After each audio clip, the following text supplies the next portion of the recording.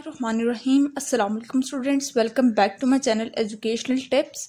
कैसे हैं आप सब? उम्मीद करती हूँ आप सब बच्चे बिल्कुल ठीक होंगे। तो स्टूडेंट्स, आज मैं आपके साथ शेयर करने जा रही हूँ क्लास 7 की न्यू काउंटडाउन की बुक है, और आज मैं आपके साथ इसका एक्सरसाइज नंबर 1 शेयर करूँगी।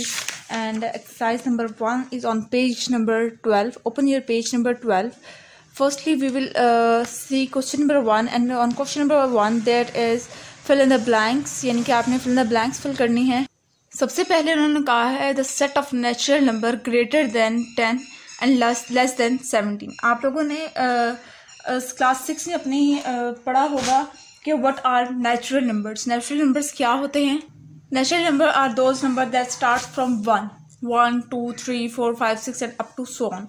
So here they are saying that natural number जो कि ग्रेटर हों 10 से और छोटे हों 17 से, यानी कि हमारे पास इसके अंदर कौन कौन से आ जाएंगे? 11, 12, 13,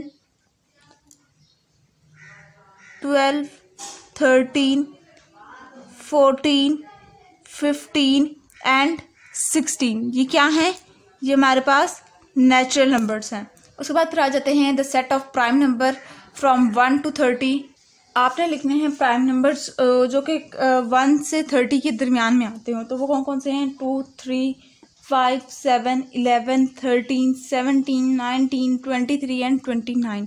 प्राइम नंबर्स ऐसे नंबर्स होते हैं बेटा जो कि सिर्फ और सिर्फ इटसेल्फ अपने ऊपर या सिर्फ और सिर्फ 1 के टेबल पे जाते हों, उनको हम लोग क्या कहते हैं? उनको हम लोग प्राइम नंबर्स कहते हैं। तो प्राइम नंबर्स इसके अंदर देख लीजिए, तो इसके अंदर ये मैंने आपके साथ बोले हैं कौन कौन से? 2, 3, 5, 7, 11, 13, 17, 19, 23 एंड 29।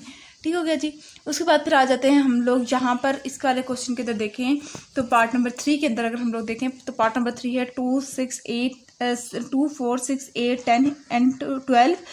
ये वाला जो साइन होता है इसको हम लोग क्या कहते हैं? इसको हम लोग यूनियन का नाम देते हैं। एंड 1, 3, 5, 7, 9, 11, यानी कि अब यूनियन के अंदर क्या होता है कि इस वाले साइन को हम लोग यूनियन का साइन देते हैं। ठीक है, इस वाले साइन को हम लोग क्या कहते हैं? इसको हम लोग यूनियन का साइन कहते हैं। इसके अंदर क्या होता है कि इस सेट के अंदर जितने भी नंबर्स हैं और इस सेट के अंदर जितने भी नंबर्स हैं, दोनों को हम लोग कंबाइन कर दे के एक ही सेट के अंदर लिखते हैं। ठीक है, किस तरह से?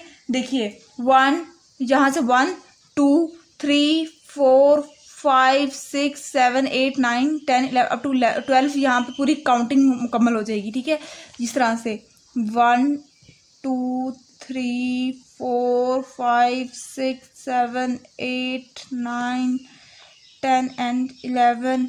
ठीक है जी, एंड लास्ट इज 12। इस तरह से करके होगा। ओके, उसके बाद फिर आ जाते हैं हम लोग इसके अंदर क्या करना है। इसके अंदर हम लोगों ने जो इसके अंदर ये जो बीच में जो साइन लगाया हुआ है इसको हम लोग क्या कहते हैं? इसको हम लोग माइनस का साइन कहते हैं। सब्ट्रैक्ट करना है, यानी कि इसके अंदर और इस सेट के अंदर जो चीज़ कॉमन है उसको हम लोग कट कर देंगे, उसको हम लोग कैंसिल कर देंगे, और जो रिमेनिंग जो रह जाएगा उसको हम लोग नोट डाउन कर लेंगे। ठीक है जी, तो इसके अंदर देखते हैं हम लोग 13 भी कट हो जाएगा, 13 कट हो गया, 21 कट हो गया, 25 कट हो गया। पीछे जो रिमेनिंग जो सेट रह जाएगा उसको लिखते होते हैं, एंड दैट इज 7 एंड 18। ठीक हो गया। And then last coming towards our part number 5, and that is if A is this and B is this then B is a dash of A. अगर वो कह रहे हैं कि अगर ए के अंदर ये सेट होंगे और बी के अंदर ये सेट होंगे तो बी क्या है? ए का प्रॉपर सबसेट है ए का। ठीक है, बी क्या है? प्रॉपर सबसेट है ए का। ओके, क्यों?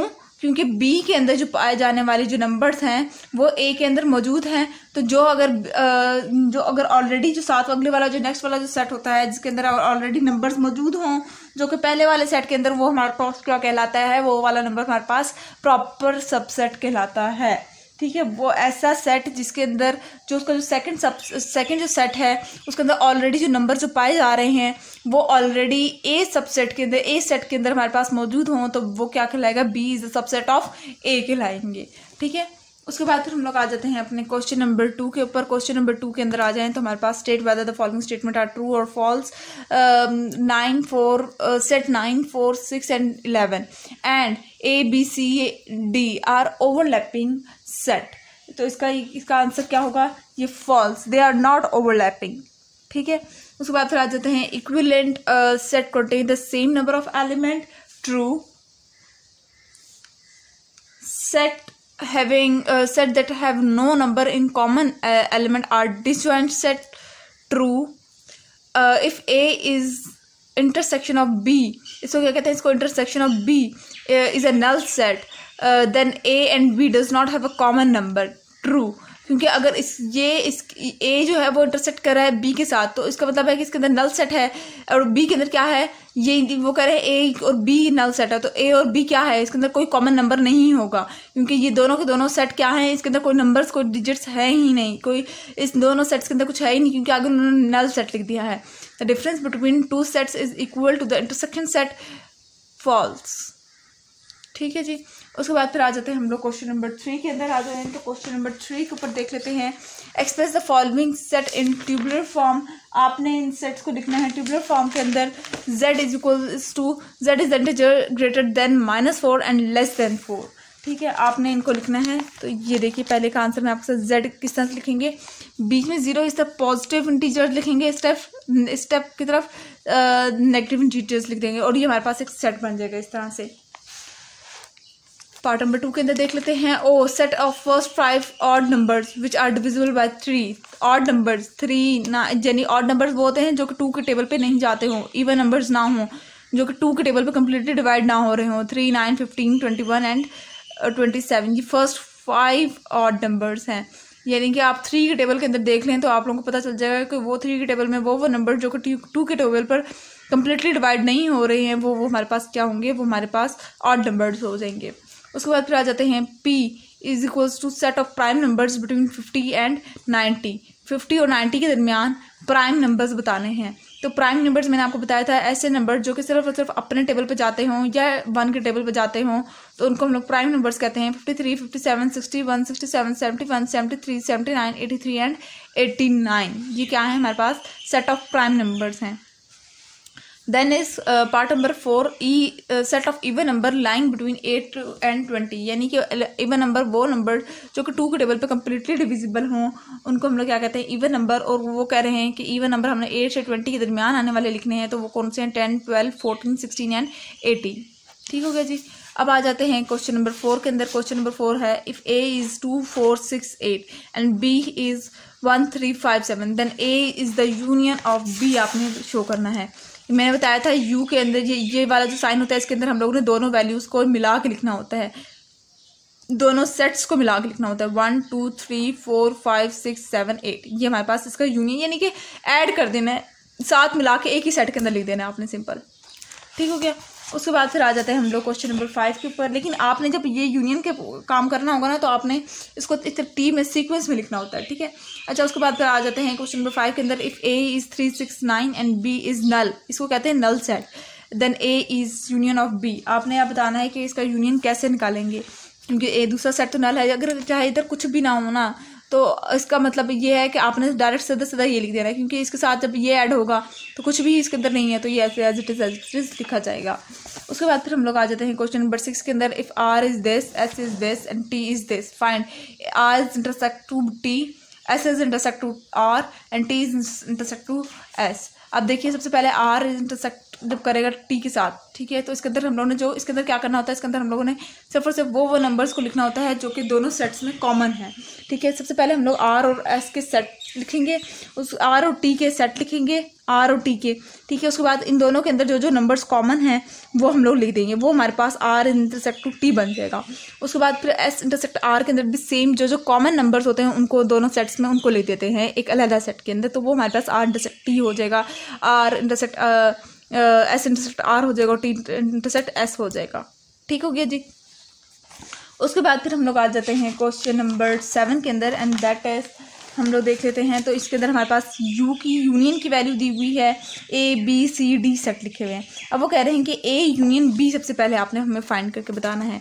ठीक है, तो A यूनियन B के अंदर मैंने आप लोगों को सिंपल बताया था कि ये जो U है ना, ये इसकी वैल्यू नहीं है, ये एक अलहदा से एक सेट दिया हुआ है। तो सबसे पहले A यूनियन B कर देंगे, फिर B यूनियन C का दिया हुआ था वो इस तरह से कर लिया, फिर C यूनियन D का दिया हुआ है, फिर जब A इंटरसेक्ट B का दिया हुआ है, ठीक है, मैंने आपको बताया दिया कि इंटरसेक्ट कैसे करते हैं, ये देख लीजिए इंटरसेक्ट, अभी इंटरसेक्ट वाले हो गए। ठीक है, उसके बाद अब देखिए यहाँ पर ये जो मार्क है इसका मतलब होता है कि U माइनस A। ठीक है, ये इस मार्क का मतलब ये होता है। तो इसके अंदर हम लोग u की वो जो वैल्यू दी हुई थी हम लोगों को वो ये थी, ठीक है। u में से a की वैल्यूज को माइनस कर देंगे, यानी कि जो जो दोनों में कॉमन होगा वो कट हो जाएगा और जो रिमेनिंग पोर्शन होगा वो लिखा जाएगा। ये इस तरह से होगा, ठीक है। इस वाले जो साइन है ना, इस वाले साइन से आप लोगों ने पहचान जाना है कि आप लोगों को जो u की वैल्यू है वो उसमें यानी कि इसका मतलब ये है कि ये वाला जो बार है ना, इसका मतलब है ये u है, और u माइनस b कर देंगे तो हमारे पास एक सही वाला सेट जो आप वो चाह रहे हैं वो मिल जाएगा। ठीक हो गया, तो ये था हो गया। उसके बाद फिर आ जाते हैं हम लोग अपने क्वेश्चन नंबर 8 के ऊपर, और क्वेश्चन नंबर 8 के अंदर भी इन लोगों ने u की वैल्यू दी हुई है, u का सेट दिया हुआ है, a b c d दिया हुआ है, और उन्होंने कहा है कि इन सब को आप लोग फाइंड करें। अच्छा, क्वेश्चन नंबर 7 के कुछ रिमेनिंग पार्ट्स रह गए थे। अच्छा, इसके अंदर क्या है कि a/b है, स्लैश का मतलब होता है a माइनस b, ठीक है। इसके अंदर भी आप इसी तरह से स्लैश का जहाँ पे भी मतलब आएगा, जहाँ पे भी आएगी वहाँ का मतलब है कि आपने उसमें से इस वैल्यू को जो ऊपर वाला है न्यूमरेटर है उसको उसमें से डिनोमिनेटर को माइनस कर देना है, ठीक है, यानी d माइनस a हो जाएगा। ठीक हो गया। अच्छा, क्वेश्चन नंबर 8 की हम बात कर रहे थे, तो इसके अंदर देखिए हम लोगों को u की वैल्यू दी, इस u का सेट दिया हुआ है, a b c and d लिखा हुआ है, ठीक है। सबसे पहले हम लोगों ने a यूनियन b कर देना है, b union c, c union d करना है। अच्छा, उसके बाद फिर आ जाते हैं a स्लैश। मैंने आपको बताया था a स्लैश का मतलब क्या बात हुई कि u माइनस a कर देना है, b स्लैश c स्लैश, ठीक है जी, ये देख लीजिए। उसके बाद b minus b slash a है तो उसका मतलब b माइनस a कर देंगे, d स्लैश a है, d स्लैश c है तो d माइनस c कर देंगे, ठीक। उसके बाद हम लोग आ जाते हैं अपने क्वेश्चन नंबर 9 की तरफ, और क्वेश्चन नंबर 9 है if a is this set and b is this set find ये चीज़ें बतानी है आपने। तो आप लोगों ने a यूनियन b के अंदर यूनियन यानी दोनों में जो चीज़ें एक ही सेट में लिख देनी है, तरतीब से लिखना है। उसके बाद फिर a इंटरसेक्ट b यानी कि दोनों में जो कॉमन चीज़ें हैं, अब इन दोनों सेट में कोई कॉमन नहीं है तो रिजल्ट के में इन दोनों के मतलब इन दोनों में कोई कॉमन चीज़ें नहीं आ रही थी तो रिजल्ट में नल सेट हम लोग बना देंगे। उसके बाद इसके अंदर a माइनस b करना था, इसके अंदर b माइनस a करना है, ठीक हो गया जी। उसके बाद फिर आ जाते हैं क्वेश्चन नंबर 10 के अंदर। क्वेश्चन नंबर 10 है if a is this set and b is this set find a slash b and b slash a। वो लोग बार बार आपको दे रहे हैं आपको घुमाने के लिए। इसके अंदर ये वाला ये जिस बच्चे की भी कॉपी है ये, उसने भी काम गलत कर दिया था। इन दोनों के अंदर क्या करना है, इन दोनों के अंदर माइनस करनी है, माइनस करके हम लोगों ने जो आंसर लिखना था ये देख लीजिए, ठीक हो गया, ये इसका हो गया। उसके बाद फिर आ जाते हैं क्वेश्चन नंबर 11 के अंदर फाइंड द यूनिवर्सल सेट। अब वो कह रहे हैं आपने यूनिवर्सल सेट फाइंड करना है। यूनिवर्सल सेट का मतलब होता है कि ये वाला जो यू हम लोग पढ़ते आ रहे थे ना, ये इस यू को हम लोग कहते हैं, इसको हम लोग यूनिवर्सल का नाम देते हैं, ठीक है। U is equals to A union A slash कर देंगे, क्योंकि उन्होंने इफ़ ए और ए स्लैश दी हुई थी तो हम लोगों ने एक और ए की वैल्यू हम लोग पुट कर देंगे, तो ए और ए स्लैश की वैल्यू यानी ए बार की वैल्यू पुट कर देंगे तो इनका यूनियन करेंगे तो हमारे पास ये यूनिवर्सल सेट आ जाएगी। उसके बाद क्वेश्चन नंबर 12 के ऊपर आ जाते हैं। तो क्वेश्चन नंबर 12 के अंदर देख लें, let universal set is this, A is this and B is this, then find A union B का ऊपर इंटरसेक्ट के ऊपर बार दी हुई है और ए बार इंटरसेक्ट बी बार। तो सबसे पहले इसके अंदर हम लोगों ने देखते हैं कि हमें यूनिवर्सल की वैल्यू ये दी हुई थी, ए की वैल्यू ये है और बी की वैल्यू ये है, ठीक है। उसके बाद सबसे पहले हम लोगों ने लेफ्ट हैंड साइड को देखना है। लेफ्ट हैंड साइड के अंदर ए यूनियन बी है और ऊपर बार है, तो सबसे पहले हम लोगों ने ए यूनियन बी को फाइंड करना है, ए यूनियन बी करना है। उसके बाद जब ए यूनियन बी कर लेंगे तो उसके बाद फिर हम लोगों ने यूनिवर्सल में से ए यूनियन बी की वैल्यू को जो हमारे पास आई थी उसको हम लोग माइनस कर देंगे तो हमारे पास ये आंसर आ जाएगा। फिर जब हम लोग राइट हैंड साइड को देखेंगे तो राइट हैंड साइड ये है हमारे पास, और इसके अंदर हम लोगों ने अलग-अलग सॉल्व करना है। ए स्लैश के अंदर यू माइनस ए कर देंगे और बी स्लैश के अंदर यू माइनस बी कर देंगे और हमारे पास फिर ये आंसर आ जाएगा। उसके बाद फिर हम कहेंगे कि लेफ्ट हैंड साइड जो है वो राइट हैंड साइड के इक्वल इस तरह से हुई थी कि इन दोनों के जो रिजल्टिंग में आंसर आ रहे थे, इसका भी 2 और 4 सेट बन रहा था और उसका भी 2 और 4 सेट बन रहा था, तो hence left hand side is equal to right hand side, ठीक हो गया। उसके बाद फिर आ जाते हैं क्वेश्चन नंबर 13 के अंदर आ जाते हैं। तो क्वेश्चन नंबर 13 के अंदर भी सेम यही पूछा हुआ है और उसका भी मैं आपके साथ सोल्यूशन शेयर कर देती हूँ। देख लीजिए, ये लीजिए, सेम वही पैटर्न है। सबसे पहले आपने लेफ्ट हैंड साइड को सॉल्व करना है, उसके बाद फिर आपने राइट हैंड साइड को सॉल्व करना है, ठीक हो गया जी। तो ये था आज का लेक्चर। आई होप आपको समझ आ गया होगा। अगर आज का लेक्चर आप सबको समझ आ गया है तो मेरे चैनल को सब्सक्राइब कर दीजिएगा, वीडियोस को लाइक कर दीजिएगा और साथ साथ बेल आइकन को प्रेस करना मत भूलिएगा। जैसे मेरे आने वाली हर लेटेस्ट अपडेट सबसे पहले आप तक पहुँचेगी। मिलती हूँ किसी और वीडियो में। दुआ में याद रखिएगा, अपना ख्याल रखिएगा। अल्लाह हाफ़िज़।